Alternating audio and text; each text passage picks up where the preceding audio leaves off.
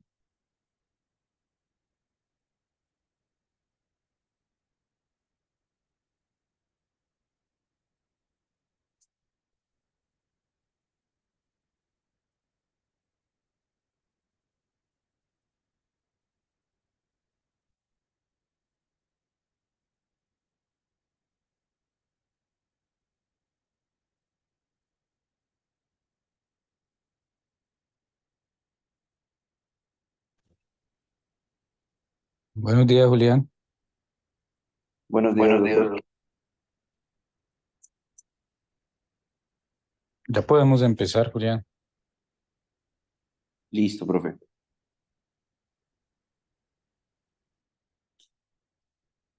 Bueno, buenos días para todos. El día de hoy vamos a hablar acerca de los abordajes de enclavado endomedular de tibia.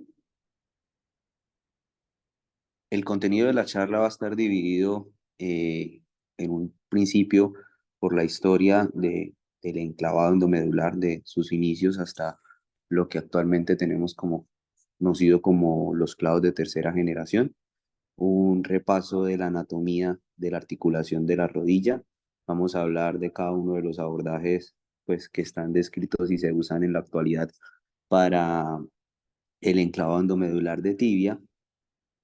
Posteriormente haremos una revisión de la literatura, de algunos estudios comparativos de los diferentes abordajes y finalmente haremos las conclusiones del tema. Entonces, para empezar, un dato interesante que encontré en la revisión es que los primeros relatos de lo que es el enclavijamiento de los huesos largos están descritos principalmente por Bernardino de Sahagún en México en el siglo XVI. Él describe en el libro de la historia verdadera, la conquista de Nueva España, que los aztecas hacían inicialmente con tacos, ellos lo mencionaban como enclavados o tacos de madera a través de los huesos largos, las fracturas de fémur, para poder brindar estabilidad a cuando se presentaban este tipo de lesiones. Años más adelante, el siguiente registro que tenemos de los principios del enclavado medular es con Gluck en 1890. Él describió un clavo a base de marfil en el que tenía una punta y una punta penetrante y otra que era Roma, con la cual pues también se hacía el paso a través del canal endomedular de estas estructuras de tubulares de marfil para poder brindar estabilidad a las fracturas. Sin embargo, más o menos para el año 1897, esta conducta pues se vio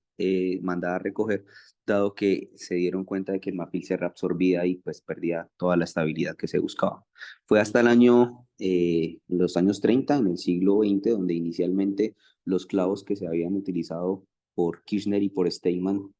para las primeras fijaciones se empezaron a utilizar a través de los canales el radio y el cúbito, y esto posteriormente se vio influenciado para Gerard Kushner, que es el pionero en cuanto al clavado endomedular. En el año 1930, cuando describió el primer clavo intramedular de acero inoxidable, que tenía las características de ser recto, con una forma en V, y posteriormente lo modificó hacia una forma de hoja de trébol para poder brindar esa estabilidad que se buscaba en las fracturas de huesos largos. El principal problema que tenía este primer clavo diseñado por Kuncher era que no había un adecuado control de los mecanismos rotacionales y se podía presentar acortamiento del hueso en general. Posteriormente, en el año 1953, Kuncher realiza una mejora del clavo que había diseñado, en el cual le adiciona un acerrojado, como lo menciona en los primeros textos, en los que buscaba poder fijar a través de unos clavos la parte próxima y la parte distal de estos clavos para poder controlar de una mejor manera los mecanismos rotacionales y no tener una pérdida de la longitud que se lograba posterior a la reducción. Más adelante, Herzog realiza una modificación a estos clavos diseñados por Colster que a la actualidad todavía se manejan, en la que inicialmente él describía una angulación de 20 grados en la parte más proximal del clavo y otra angulación de 5 grados hacia la parte distal. En la actualidad, la curvatura o el ángulo de Herzog que se maneja en los clavos actuales es una angulación de entre 5 y 10 grados, la parte más proximal, que precisamente se usa para facilitar el paso del clavo a través del canal endomedular de la tibia. Posteriormente, tenemos a Grufiket, quienes idearon o pues adicionaron a estos clavos la tendencia de los tornillos entrelazados. Estos tornillos pues precisamente generaban una mayor contención, una mejor fijación para evitar esas fuerzas rotacionales, por lo cual adicionalmente brindaban más estabilidad y permitían de una manera más temprana el movimiento y la carga para la rehabilitación temprana del paciente. Para los años 90, la técnica convencional que se tenía cuando Kunsher ideó el clavo de tibia, inicialmente presentaba la necesidad de utilizar una tracción esquelética a través del calcáneo para poder mantener la reducción de los trazos de fractura. Sin embargo, hacia los años 90, esta tendencia fue yéndose de lado, precisamente porque volvía muy engorroso el momento de hacer los clavos, los bloqueos proximales y distales principalmente, por lo cual se empezó a tener una tendencia de dejar al paciente sobre el borde de la mesa para que la gravedad hiciera la tracción y contar con un ayudante que ayudara a mantener esa reducción al momento de hacer el enclavado y posteriormente los bloqueos. En la actualidad, precisamente, todavía se manejan tendencias en las cuales para ese fijado o para mantener esa reducción se hace uso de barras acolchonadas para poder mantener esa posición de flexión en la que debemos tener al paciente para poder hacer el adecuado paso del clavo, y también están descritos triángulos radiotransparentes que nos permiten mantener esa posición. Todo esto para pues estar hoy en día los nuevos clavos que nos permiten hacer diferentes bloqueos multidireccionales con una mayor estabilidad y para trazos que ya no son solamente diaficiarios, sino puramente diaficiarios, sino que nos permite incluso hacer fijaciones de fragmentos más proximales y más distales y de fracturas que pueden llegar a ser más conminutas y complejas. Para entrar ahora en la anatomía, esta primera diapositiva es para reconocer la articulación de la rodilla como una articulación en la cual vamos a encontrar conformada por el fémur y los cóndilos femorales y los platillos tibiales, adicional de la articulación femoropatelar. Reconocer de esta parte que vamos a tener tres compartimentos: compartimento medial, compartimento lateral y adicionalmente un compartimento de la articulación del femoropatelar, que va a tener una especial, digamos, cuidado para cuando vayamos a hacer este tipo de abordajes que vamos a mencionar más adelante. Recordar en la articulación de la rodilla que vamos a tener unos estabilizadores estáticos y unos estabilizadores dinámicos. En los estabilizadores estáticos vamos a presentar lo que son principalmente estructuras ligamentarias, como lo son los ligamentos cruzados anterior y posterior, que van a estar interarticulares, y los ligamentos colateral lateral y colateral medial. Adicionalmente, vamos a tener por otro lado los estabilizadores dinámicos, que van a estar dados por la musculatura del cuádriceps, los isquiotibiales, y la inserción que está dada por los gastronemios, también, que nos van a generar que nos generan la estabilidad de la rodilla, pero que cuando estamos hablando de fracturas de la tibia, principalmente de trazos de fractura de la tibia proximal, pueden convertirse en fuerzas deformantes a tener en cuenta durante la fijación. En esta imagen del lado derecho es para empezar a hablar de lo que vendría siendo la anatomía vasculonerviosa de la articulación de la rodilla. En general, vamos a empezar por la parte vascular, donde vamos a tener en el compartimento posterior el descenso de la arteria femoral, que se va a continuar como arteria poplitea hacia la fosa, y que posterior a su paso por la fosa poplitea se va a trifurcar en la arteria tibial anterior, tibial posterior y la arteria peronea, no sin antes dar las ramas que nos corresponden a la articulación de la rodilla, que son las arterias geniculares, que hacia la parte anterior, geniculares superior lateral, superior medial, y inferior lateral, inferior medial, que van a anastomosarse hacia la cara anterior, como lo vamos a ver en la siguiente diapositiva. En estas dos láminas, la idea es poder evidenciar en una vista anterior, las estructuras vasculares que vamos a poder evidenciar, como mencionaba anteriormente, que son las ramas geniculares superolateral, superior medial, e inferior medial, inferior lateral, que van a generar esa anastomosis a nivel de la cara anterior de la rótula. Y en esta otra imagen donde vamos a poder identificar la inervación que va a estar dada principalmente por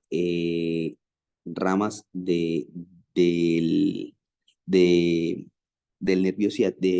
ciático que se van a dar y principalmente por la rama safena, la rama del nervio safeno que desciende por la cara medial, que la vamos a tener acá y que va a tener la principal relevancia en lo que se desarrolla como dolor anterior de rodilla o que ha tenido su evidencia que como la primera complicación o la más frecuente durante este tipo de abordajes. Estas proyecciones son de la osteología de la tibia proximal, en la cual quería enfatizar en los puntos de ingreso que vamos a tener para poder resaltar de una manera adecuada en la cara anterior de la tibia, la tuberosidad de la tibia para definirla como ese punto de referencia para el ingreso del clavo endomedular. Y en las vistas laterales, donde vamos a poder evidenciar esa misma prominencia en relación tanto desde la vista lateral como desde la vista medial. Y ofrecemos también una vista axial que nos permita identificar esa tuberosidad desde una vista superior, justo en el límite, como se ven en estas otras proyecciones, sin interferir, como objetivo está el no interferir en la cápsula articular para evitar lesiones intraarticulares.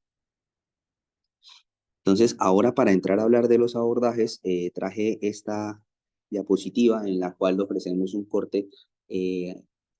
sagital de la rodilla, en la cual podemos evidenciar precisamente con la articulación. Podemos ver acá la rótula con su tendón cuadricipital, tendón rotuliano, y de esta manera podemos ver más o menos lo que nosotros buscamos con un abordaje suprapatelar, en el que vamos a ingresar a través de la articulación siguiendo la fosa intercondilia para llegar al punto de ingreso en la cara anterior de la tibia, y por otro lado con los abordajes infrapatelares, bien sean abordajes transpatelares, patelar medial o patelar lateral, vamos a jugar o pues vamos a guiarnos a través de la inserción del tendón patelar para incidir sobre él mismo o para hacer disecciones apropiadas para poderlo desplazar bien sea hacia lateral o hacia medial y poder llegar a ese punto ideal del ingreso del clavo. Entonces, vamos a iniciar a hablar del abordaje suprapatelar. Este abordaje ha cogido un auge importante en los últimos años, precisamente porque cambia, digamos, la necesidad de que nosotros tengamos que mantener esa posición en flexión, que puede llegar a ser más difícil mantener la reducción de los trazos de fractura. Este abordaje fue diseñado también ante la premura de que cuando se hacían esas reducciones y esos pasos de clavos en la posición de flexión, podía llegar a haber una malalineación descrita incluso hasta entre el 15 y el 40% de los casos. Principalmente esta iba a estar dada por esa fuerza que generaba el tendón patelar al momento de flejar la rodilla. Y esto se presenta tanto en el abordaje transpatelar, precisamente porque hay una tensión en el momento de hacerlo, y cuando se hace un desplazamiento lateral o medial en los abordajes parapatelares también se puede dar unas ligeras desviaciones para generar la desviación en varo, la desviación en valgo del trazo de fractura. Entonces, en cuanto a la técnica por el abordaje suprapatelar, debemos contar con el paciente en una posición de cúbito supino. La idea es colocar una superficie acolchonada radiotransparente que nos permita ubicar al paciente con la rodilla en una posición semiextendida a un ángulo de entre 10 y 30 grados, según lo que está descrito en la técnica. Importante que tengamos todo el instrumental, que es lo que trataba de mostrar acá en esta diapositiva, porque precisamente para poder hacer este abordaje hay que tener las camisas y las protecciones adecuadas para no generar un daño intraarticular. La técnica de clavo de suprapatelar está descrita para poder identificar una vez que tenemos al paciente en la posición de cúbito supino, identificar a través de la rótula 2 traveses aproximadamente por encima del polo superior de la patela, hacer una incisión, bien sea una incisión longitudinal o en algunos otros textos lo mencionan como una incisión en piel que se puede hacer de manera transversa acorde a algunos pliegues que se hacen acá en la parte superior de la rodilla, pero el abordaje que se va a hacer a través de los espacios del vasto lateral y del recto femoral sí van a hacerse de manera longitudinal para poder tener ese acceso a través del cual vamos a poder identificar con el paso de la guía canulada ese punto ideal de acceso, el cual está descrito para encontrarse 2 milímetros medial hacia de la espina tibial lateral de la rodilla, como se puede ver acá en la imagen, tanto en la gráfica como en las imágenes de radiografía. En las imágenes de radiografía, en las que podemos evidenciar cómo la camisa nos lleva, la camisa protectora y guía, nos lleva prácticamente de manera directa al punto de ingreso del clavo. Y de igualmente, como en la técnica convencional, vamos a contar con rayos de fluoroscopia para poder identificar que estamos en un adecuado punto de ingreso, tanto en el plano coronal como en el plano sagital. Una vez que ya tengamos el punto de ingreso identificado, la técnica está para continuar. En algunos, acá como se ve este clavo de Kirchner, muchos de los instrumentales que hemos visto pues permiten para evitar el desplazamiento de esta camisa a través de unos orificios, fijar con clavos de Kirchner hacia el fémur para que ese mango no se nos vaya a movilizar y la camisa protectora tampoco, para poder hacer de manera tranquila y segura el paso de la broca iniciadora y posteriormente el fresado hasta el diámetro del canal que se haya identificado para el clavo apropiado para el trazo de fractura. Y posteriormente pues vamos a poder hacer los bloqueos distales y proximales como está descrita en la técnica del enclavado medular. Para hablar algunas de las ventajas con las que se juega en el abordaje suprapatelar, es que precisamente, como ya lo mencioné, vamos a mitigar un poco las fuerzas deformantes del fragmento proximal al tener esa posición en semiextensión de la rodilla, vamos a poder identificar de una manera más segura el punto de ingreso y tendríamos una menor tiempo de exposición a la fluoroscopía, dado pues que tenemos un abordaje prácticamente directo. Y adicionalmente con esta radiografía, como lo había mencionado, la rama o pues el nervio infrapatelar, que es rama del nervio safeno, que viene por la cara medial, en este abordaje prácticamente no lo tenemos involucrado, a diferencia de los abordajes infrapatelares,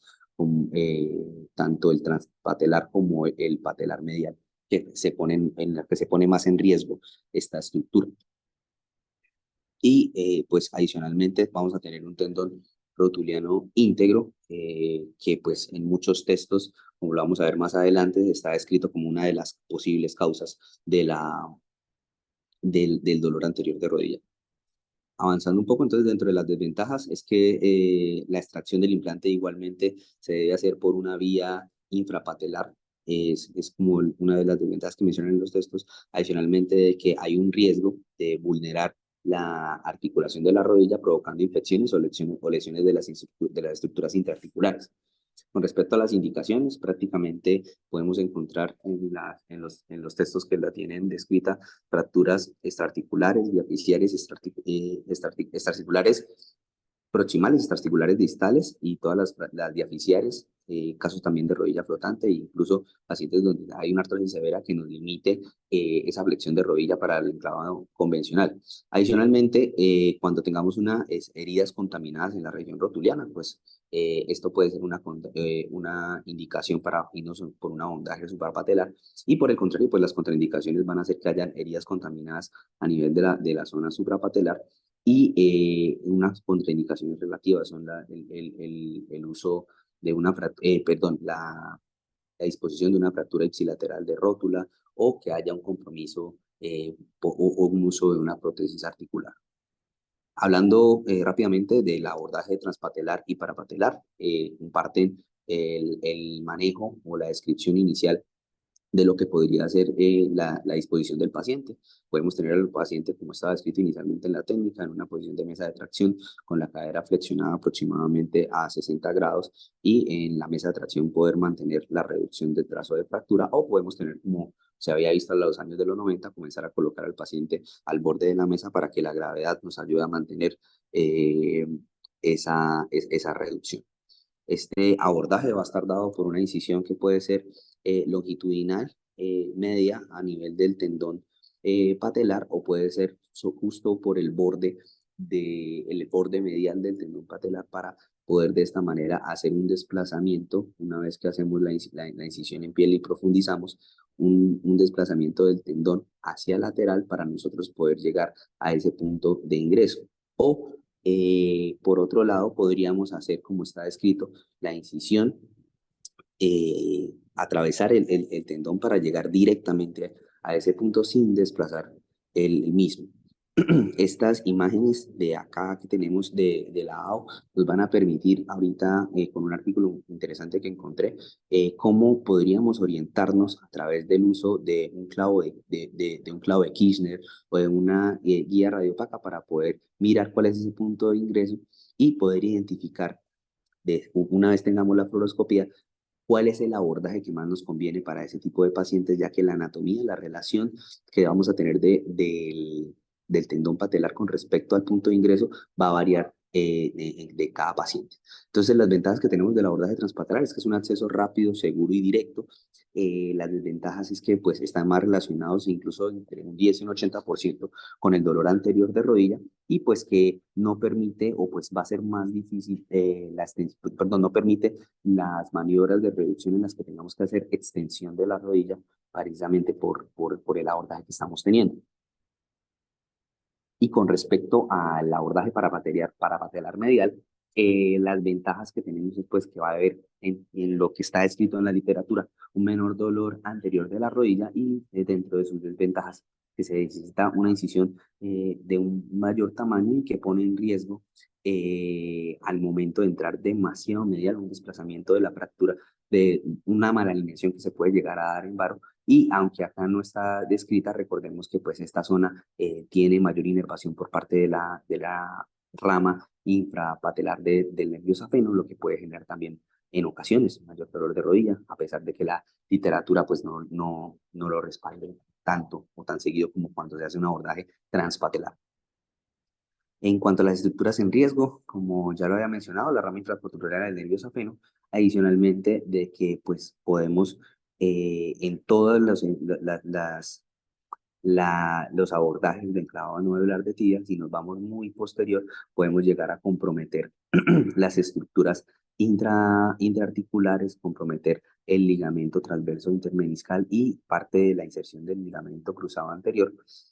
que son cosas que hay que tener en cuenta. Y acá esta compresión de la vena poplitea se menciona sobre todo cuando colocamos soportes a nivel de la rodilla para mantener la reducción, que pueden llegar a generar compresiones de la vena poplitea y generar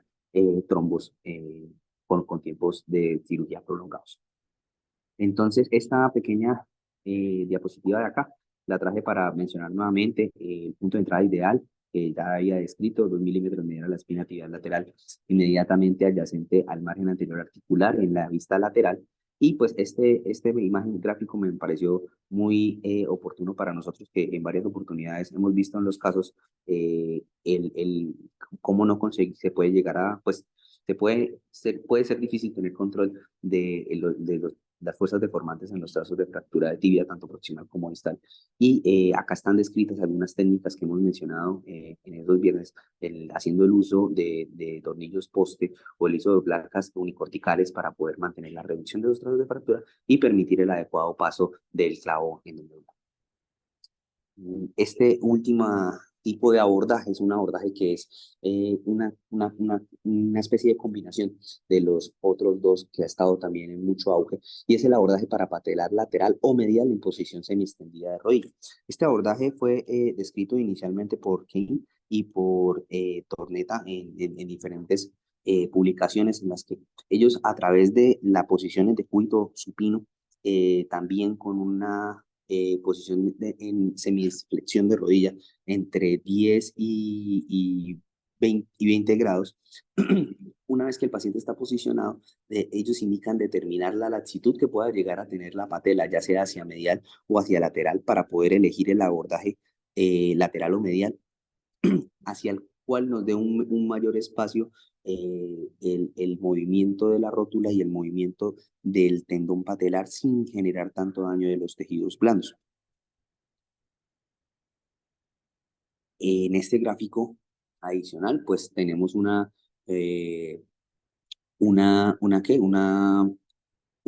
gráfico en dibujo y un estudio ya anatómico de la técnica descrita por Kubiak en el 2010, en donde precisamente una vez que ya determinamos el lado que más nos permita la latitud de la rótula, hacemos una incisión inicialmente de pie, en la cual está descrita como un abordaje entre 3 y 5 milímetros en el polo superolateral o medial, según corresponda, de la patela, para de esa manera incidir, llegar al retináculo, hacer una pequeña incisión del retináculo para poder evidenciar adecuadamente el punto de ingreso, y lo que está escrito es tratar de evidenciar hacia dónde llega la cápsula articular para evitar generar lesiones de la misma. De la misma manera como en los abordajes previos, el paso siguiente en la identificación del punto de ingreso del clavo va a ser de marcar con un clavo Schnitzler, un pin guía, para poder hacer apropiadamente el paso, siempre con estructuras que nos ayudan a proteger y evitar la lesión de los tejidos blandos mientras hacemos el rimado para el paso del clavo. Y con respecto a este tipo de abordaje, este estudio realizado en el año 2022, que es un estudio anatómico muy interesante, en el que ellos lo que hacían fue cogieron 10 especímenes cadavéricos, y lo que hicieron fue probar. Perdón, esta fue solamente en 4 especímenes cadavéricos, con la posición semiextendida para el abordaje parapatelar lateral, en el que identificaron, y una vez que habían hecho todo el proceso del entrado por este abordaje, hacían una infusión de azul de metileno para evidenciar qué tan seguro era el no lesionar la cápsula articular. Y precisamente evidenciaron, al menos en esos 4 especímenes cadavéricos a los cuales le hicieron el procedimiento, que no había un compromiso de la articulación. Dentro de las ventajas que vamos a encontrar en este abordaje, precisamente por poder evidenciar ese punto de ingreso de una manera más amplia, vamos a tener menos exposición al fluoroscopio, una mejor visualización de ese punto de entrada, y está descrito un menor dolor anterior de la rodilla. Dentro de las desventajas es que si no se tiene un adecuado cuidado al momento de hacer las incisiones, podemos lesionar la cápsula y generar lesiones intraarticulares o infecciones articulares. Ahora bien, para continuar con la revisión de la literatura respecto a estas comparaciones de los diferentes abordajes, hay mucha literatura, hay mucha comparación de clavo suprapatelar versus infrapatelar, y de combinaciones de los diferentes abordajes infrapatelares. Pero yo quise iniciar en la charla de esta revisión con la identificación del punto de ingreso. Ya lo he mencionado varias veces en la charla. Sin embargo, con este artículo del 2002 me llamó la atención. Este es un artículo en el que hicieron un estudio en 2 partes. Esto es del año 2002. Lo que hicieron los autores fue inicialmente hacer un cuestionario a ortopedistas de la Asociación Ortopédica de Estados Unidos, y ellos hicieron 4 preguntas. Inicialmente preguntaron si el ortopedista, en el momento de hacer el clavado endomedular, solamente hacía el abordaje por un abordaje siempre en todos los casos de fractura de tibia, o si tenía el dominio o usaba diferentes abordajes según correspondiera al paciente. Y llamaba la atención que pues la mayoría siempre usa un único abordaje, y que uno de los abordajes más frecuentemente utilizados era el parapatelar medial, ¿sí? Y que el abordaje transpatelar Acá esta ficha está para mostrar precisamente el abordaje parapatelar medial era uno de los de los más frecuentes, y ellos asociaban o miraban cuál era la razón para abordar de los diferentes tipos de abordaje, y encontraban que las personas que normalmente usan el abordaje transpatelar lo usan porque están buscando un abordaje de fácil acceso y fácil paso del clavo. Sin embargo, las personas o los ortopedistas que utilizaban el abordaje parapatelar medial o lateral, lo que estaban buscando en la mayoría de los casos era evitar la complicación más frecuente, que es el dolor anterior de rodilla, y prevenir o pues tener una mejor rehabilitación biomecánica de la rodilla. Entonces, y posteriormente la segunda parte de este artículo era tratar de identificar mediante fluoroscopia prequirúrgica intraoperatoria, a través de guías, como lo había mencionado, con los clavos de Kirchner, poder identificar dónde está en relación con los bordes del tendón patelar el punto de acceso, para mirar si me sirve más un abordaje parapatelar lateral, parapatelar medial o un abordaje transpatelar. Ellos particularmente encontraban pues que con hacer este pequeño paso antes se podría mejorar un poco esa manipulación de tejidos, que podrían ser uno de los múltiples factores asociados al dolor anterior de rodilla. Y continuando con esta misma tendencia, o pues este mismo tipo de estudios, en el 2010 se hizo la publicación de un artículo brasilero. Estos autores lo que hicieron fue hacer un cuestionario en el Congreso del 2018 de Ortopedia en Brasil, y aplicaron un cuestionario muy similar. La diferencia fue que ellos adicionaron estas dos imágenes radiográficas para ver como cuál era el punto de referencia que ellos usaban tanto en el corte anterior como en el corte sagital, para identificar los diferentes puntos de ingreso.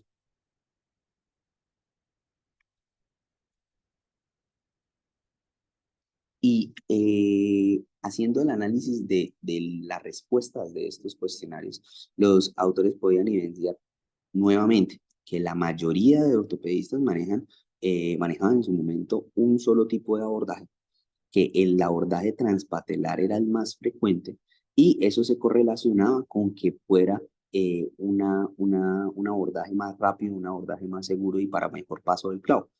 De esta manera, digamos que hay otra corriente de ortopedistas que ellos diferenciaban. En esta diapositiva no la tengo, pero ellos diferenciaban por la edad y la experiencia del ortopedista, en la que había una tendencia a hacer un abordaje, ya sea para patelar medial o para patelar lateral, buscando no la facilidad del punto de acceso, sino prevenir precisamente el dolor de rodilla y preservar toda la biomecánica de la articulación patelofemoral. Precisamente como se ve acá en la diapositiva de la derecha, evidenciamos que quienes están predominando, que quienes tienen la razón de evitar el dolor de anterior de rodilla, buscan un abordaje para patelar medial o un abordaje para patelar lateral. Y por otro lado, quienes buscan un punto de acceso rápido se van a, digamos, por decirlo así, a la segura a través del abordaje transpatelar. En estas otras gráficas lo que buscamos, lo que evidencian es que hay digamos, una tendencia significativa cuando cuando el ortopedista piensa primero en evitar el dolor anterior de la rodilla. Fíjense que esta gráfica va en relación con la gráfica del plano AP. Entonces, cuando se piensa en prevenir el dolor de rodilla, van más influenciados hacia un punto C, es decir, tratar de buscar irse hacia la parte más medial, sí, hacia la parte más medial, para evitar como tal el compromiso de del tendón, o la manipulación importante del tendón, y evitar ese dolor anterior de rodilla. Y por otro lado, acá tenemos, cuando abordamos en la palma sagital, el hecho de irse un poco más hacia posterior, para evitar que al momento de hacer el paso del clavo tengamos mayores deformidades en varo o en valgo. Rápidamente, este artículo del año 2016 era para mostrarles una de las principales causas atribuibles al dolor anterior de rodilla en el enclavado endomedular de tibia, y precisamente es la protrusión que pueda tener, ya sea por altura o la protrusión anterior del clavo endomedular. Está escrito que el clavo no debería sobresalir de la meseta tibial.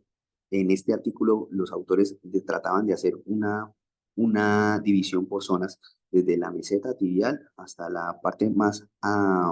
prominente de la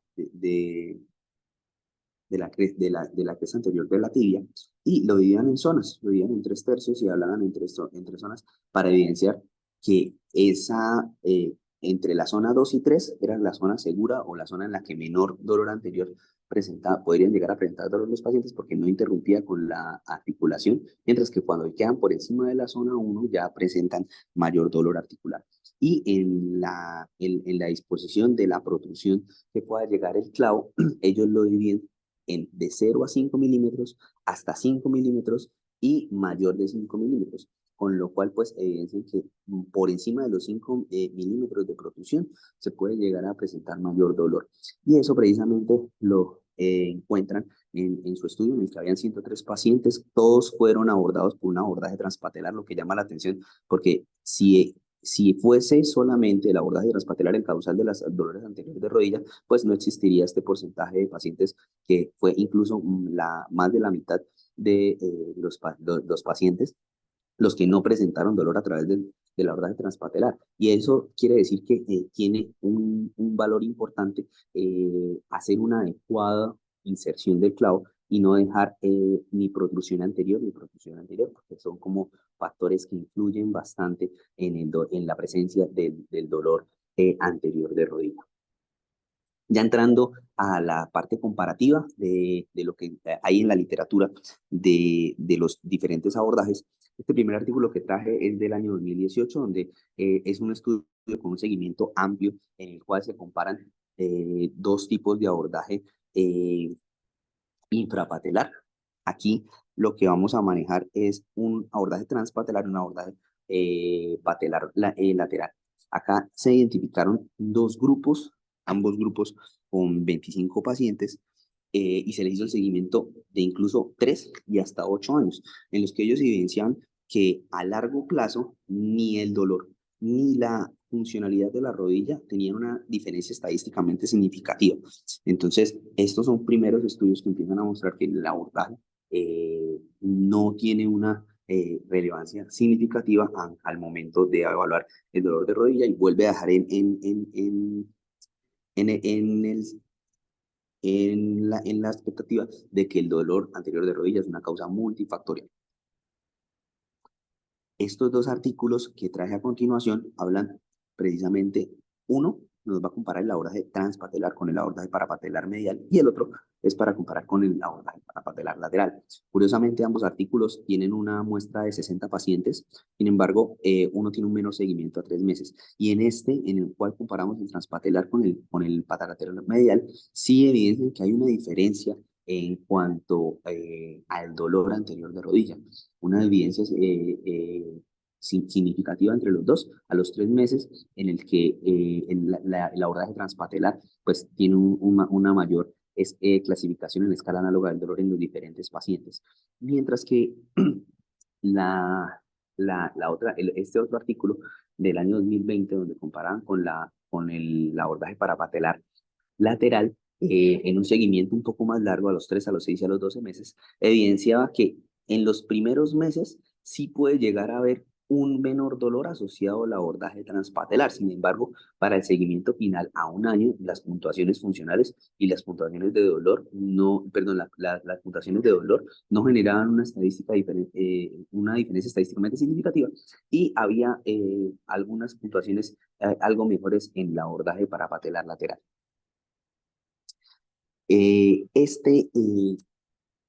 Digamos que en este punto, de los artículos que van a continuación van a hablar de lo que está más en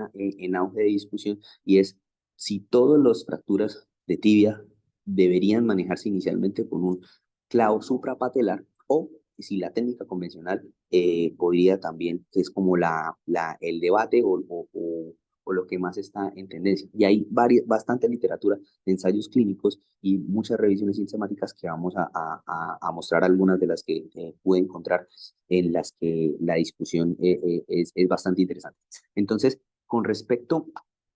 a este primer estudio, es un estudio cadavérico en el que se tuvo la presentación de 10 especímenes cadavéricos y fue la metodología que utilizaron fue a cada espécimen cadavérico en una pierna le hacían un abordaje suprapatelar y en la otra extremidad le hacían un abordaje infrapatelar. Y lo que ellos veían, bueno, y lo más importante fue que antes de iniciar a hacer los abordajes, hacían una artroscopía para evidenciar que la articulación estuviera íntegra. Y posterior a haber hecho cada uno de los abordajes en las piernas, hacían una artrotomía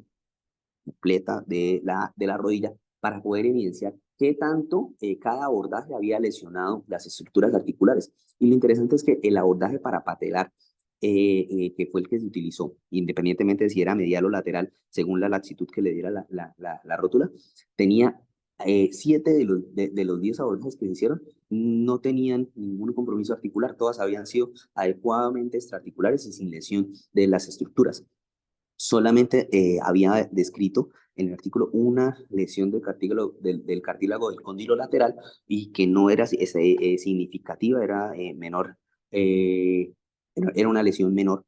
Y por el otro lado, con el abordaje suprapatelar, sí se identificaba un daño de la articulación del cartílago patelofemoral, lo que pues precisamente podría llegar a influenciar más en el dolor y en la rehabilitación de los pacientes. Se describía un daño, uno de los casos con un daño de la raíz del ligamento cruzado anterior, y con respecto al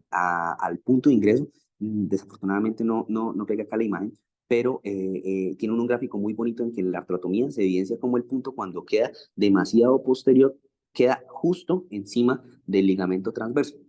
Y esto, curiosamente, se presentó en estos casos en 3 y 3 de cada uno de los grupos a los cuales se le hizo el abordaje. Y por este lado tenemos un artículo que habla de la comparación de 3 diferentes abordajes, teniendo en cuenta 2 infrapatelares y 1 suprapatelar, en el cual se tuvieron en la muestra 58 pacientes, y como muestra la tabla, no hay una diferencia estadísticamente significativa, ni en el dolor anterior de rodilla, ni en las escalas funcionales de rodilla ni en las escalas funcionales de rodilla, ni en los tiempos de seguimiento que se hicieron. Entonces, esta primera vertiente nos va mostrando cómo no hay una...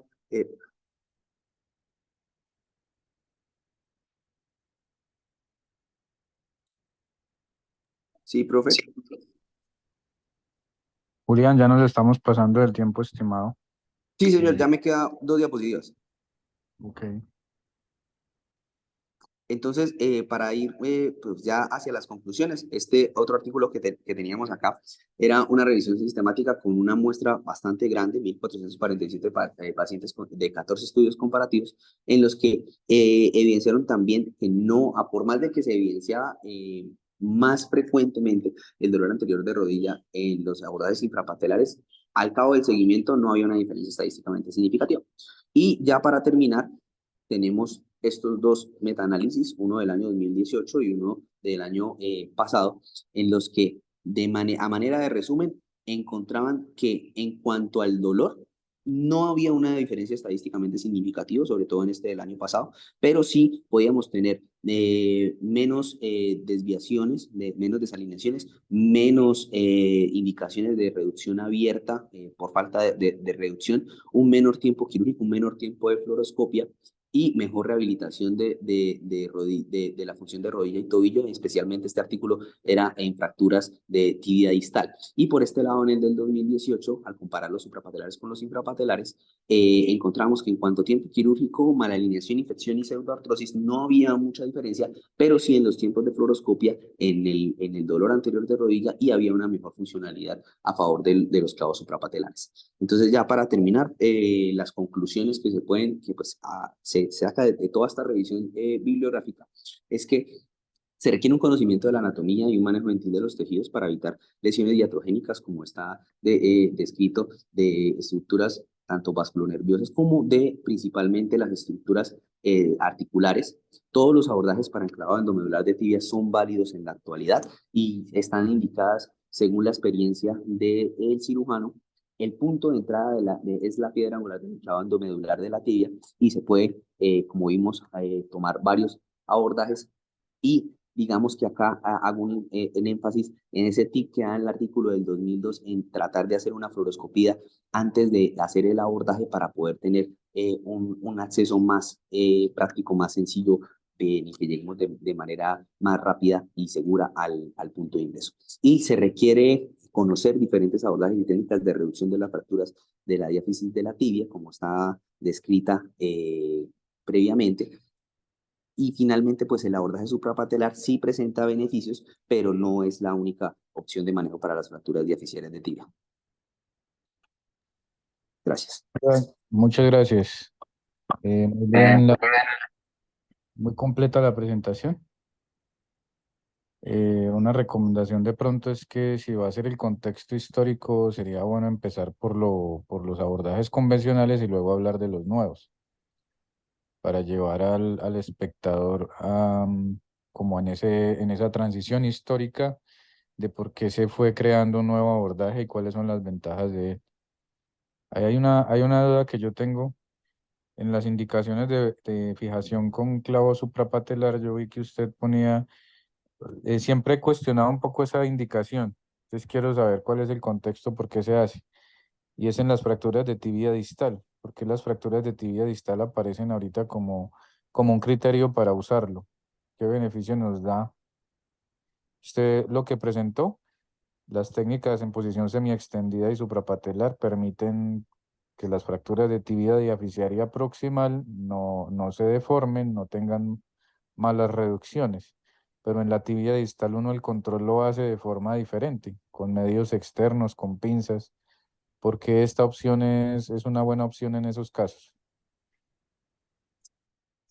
Profe, digamos que dentro de la revisión, la respuesta exacta no la tengo. Sin embargo, del artículo principalmente del que saqué las indicaciones, ellos mencionaban que es un ingreso seguro que nos va a permitir mantener las diferentes maniobras de reducción sin dificultad al momento de hacer el paso del clavo endomedular. O sea, una ventaja técnica en posición. Es ¿Será? correcto. Pues eso era lo que veía en cuanto a tanto que en este artículo de las indicaciones que mencionaba, los tres tipos de fractura, proximal, diaficiaria pura y diáfisis distal, que había un mejor control o sea, podemos hacer mayores maniobras de reducción con un paso más seguro del clavo endomedular. Ok, la idea de esto es que no necesariamente necesitamos tener clavos suprapatelares o toda esta tecnología Correcto. para posiciones semiextendidas, ¿sí? Que nos permiten esas ventajas técnicas, para que no nos limitemos a tener esos implantes y también para que cuando ustedes lleguen a una institución donde no tengan esa tecnología, pues puedan hacer tranquilamente una fractura diaficiaria proximal. ¿Alguien del grupo tiene alguna pregunta para Julián o aporte? Muy buenos días, sí. Yo quisiera felicitar a Julián por su charla. Estuvo muy completa y las diapositivas muy bien organizadas. Yo quisiera preguntarle un poco más en cuanto al dolor anterior de la tibia. No sé, me quedó como la impresión de que básicamente estaba más relacionado a la posición del clavo en cuanto a su protuberancia en la región del ingreso. Entonces quería preguntarle, ¿el clavo suprapatelar me daría entonces menor dolor o qué encontró en cuanto a eso? Profe, hay un artículo que pues digamos que en aras del tiempo no se mencionó, pero hay un artículo que habla específicamente del dolor anterior de rodilla y evalúa todos esos factores, porque el dolor anterior de rodilla en enclavado medular, dado el abordaje, dado la posición del clavo, se ha descrito como una causa multifactorial. Se han descrito incluso que en pacientes con índices de masa corporal aumentados, en pacientes en los que se pueda llegar a tener como causa la lesión por el abordaje de las ramas nerviosas de la rama infrapatelar del nervio safeno. Una de las causas es el clavo, pero digamos que en general no podemos,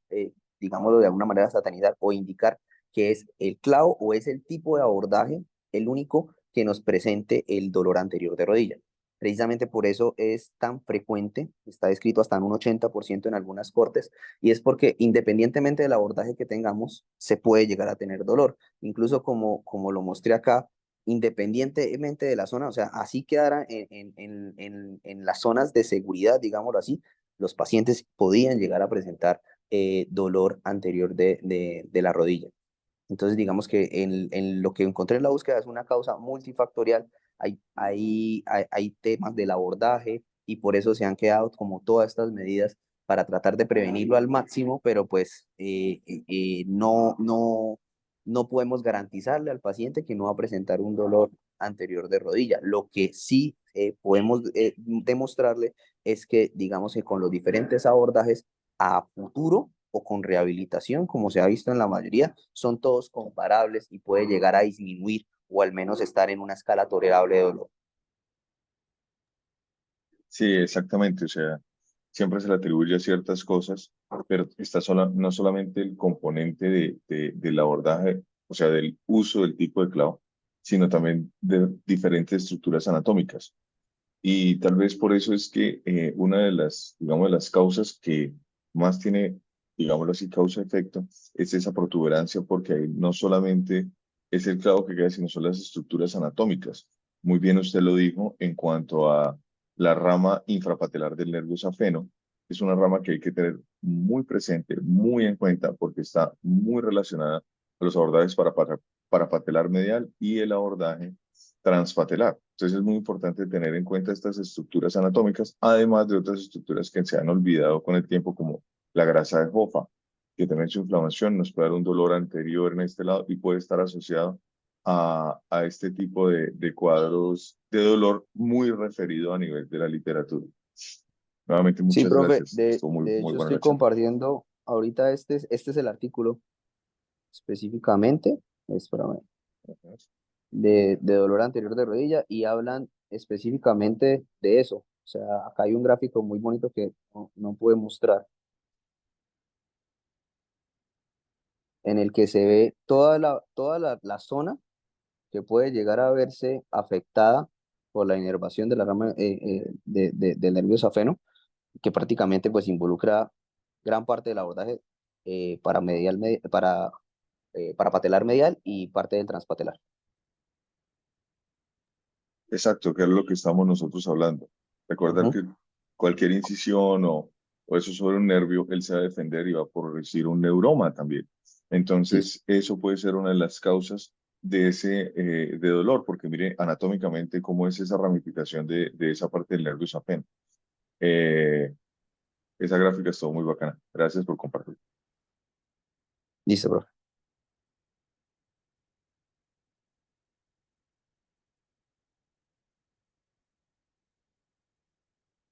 Listo, muchas gracias a todos. Damos por terminado el seminario. Hasta luego, gracias.